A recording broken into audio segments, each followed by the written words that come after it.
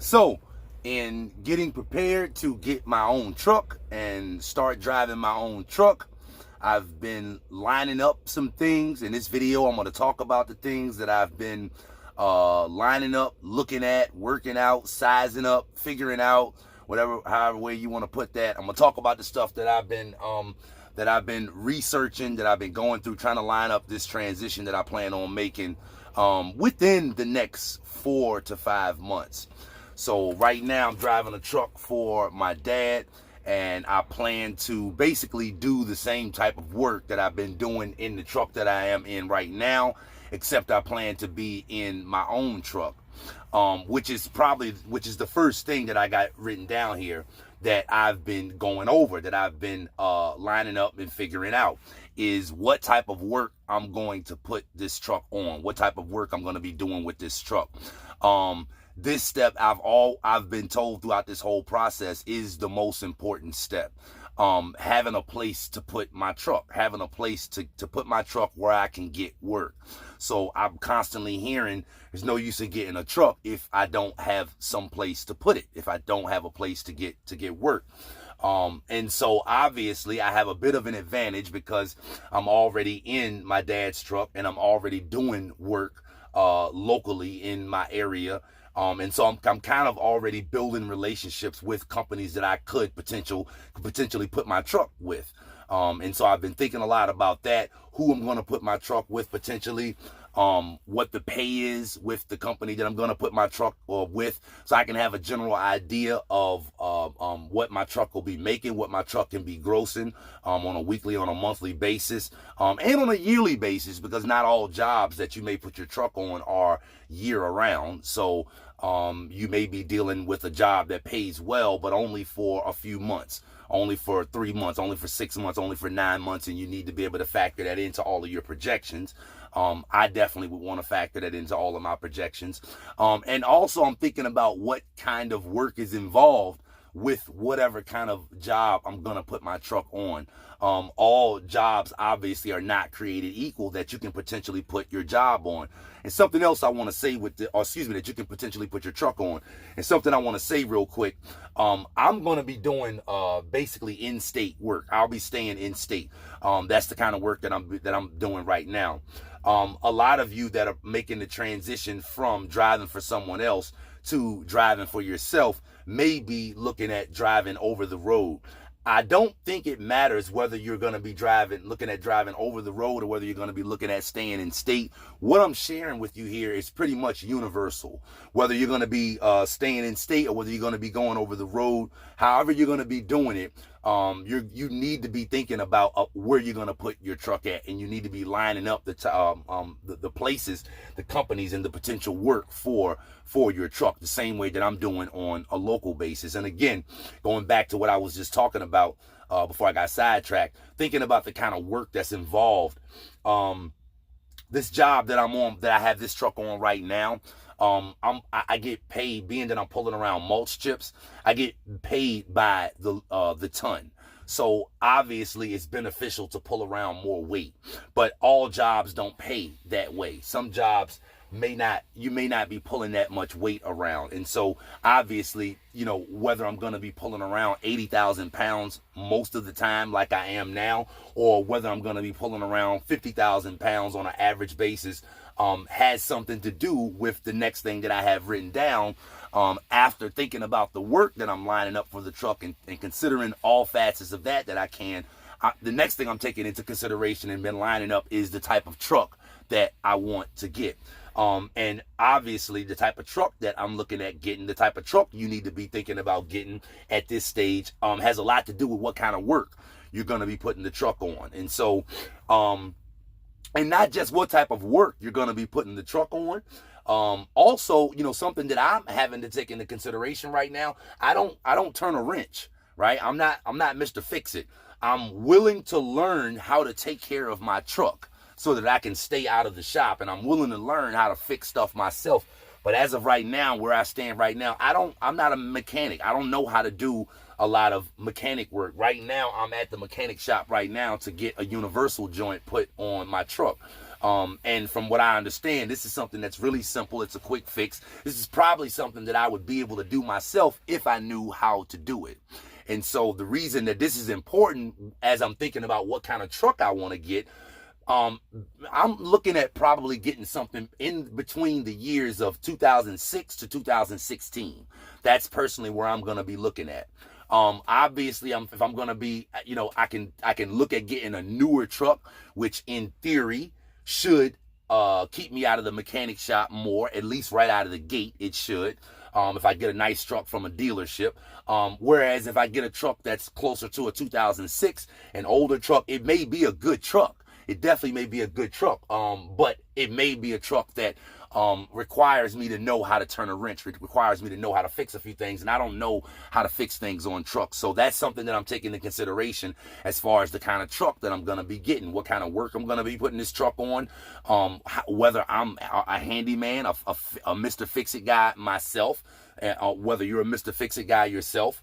And how long I want to have this truck. Something that I find myself thinking about right now is, well, I would like to have a truck that I can ride, as problem free as I can, at least for the next 5 years, I would say. But, I'm 45 years old now, and I'm planning on being out on the road probably at least for the next 15 years. So, from one side of the spectrum, I'm hearing, hey, you may want to take into consideration getting a newer truck. I was told that my brother, a relative, he bought his first truck that he bought. I think it was his third truck that he bought. Was like 2 years old when he bought the truck, and it's still the truck that he still drives right now today. It's almost a 20-year-old Pete that he drives around, but he bought the truck virtually brand new. And so I'm hearing that that's not a bad decision, right? To get a truck that's fairly new, and take care of it, being that I don't fix stuff. Also, with looking at maybe getting something a little bit newer, I can look at getting something from a dealership and maybe possibly even getting a warranty as well, which is going to help me when I have breakdowns on the truck, obviously. This is something that I definitely want to take into consideration because, again, if I look at getting a little bit of an older truck, I may spend a little bit less on it, which is good. And again, I may get a good truck. I may get a good 2006 or 2007 or 2008 truck, but it may be something that requires me to be able to turn a wrench a little bit more often than a newer truck. So all that's something that you're gonna need to be thinking about if you're at a point where it's like, hey, I think at some point in my career I'd like to get my own truck. These are just some of the things that I'm going through as I'm giving you. I'm just giving you some of the things that I'm going through.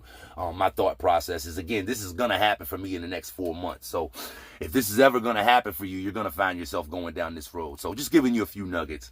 Also, as far as the truck, I've been lining up insurance, getting insurance quotes. I won't really say quotes, but I did call the person that insures my dad's truck. I'm on my dad's policy right now, and I got a quote from him. That is through Progressive, by the way. I've had a few people ask me about getting insured as a new driver when you first get your CDL. Progressive is who insured my dad when I was new as a CDL driver. That's still a truck driver. That's still who we're with right now. And that's probably who I'm going to be getting my insurance through as well. And I've heard other truck drivers mention Progressive. So if you're having issues with getting insured as a CDL driver and you haven't checked Progressive, make sure you check with Progressive. Something else that I'm lining up. The third thing that I'm having to line up as well, I mentioned this earlier, I'm at the shop right now to get a U-joint put on my truck, is lining up mechanics. Lining up mechanics and thinking about mechanics, and before I forget about it, thinking about mechanics in respect to what truck you're going to get. Certain mechanics specialize in certain trucks. You may have certain mechanics that specialize in Caterpillar motors, that specialize in Cummins motors. Looking at potentially getting a newer truck, I'm seeing that some of the newer trucks have these PACCAR motors in it, and I'm just not sure. I've heard good things about them, but I'm not sure whether a PACCAR motor is a motor that you can just take to any mechanic and they can do work on, like a Detroit 60 series mechanic, like a Detroit 60 series. From what I hear, everybody works on those, right? So that is also something that needs to be taken into account with the truck, the kind of motor that you're going to be getting and what mechanic you can use to potentially help you out of situations. Obviously, if I'm looking at getting a new truck, I would want to have my truck in the shop of the place that I got it from. But for quick fixes, again, it may be beneficial to be thinking about, okay, this is the type of motor that I'm looking at getting. Are there mechanics around that can work on this? I was hearing that with these automatic transmissions, I'm looking around at a lot of trucks now, and I didn't know that so many trucks were being made now with automatic transmissions. And I was mentioning that to a friend of mine. I'm not interested in getting an automatic at all. I want a manual.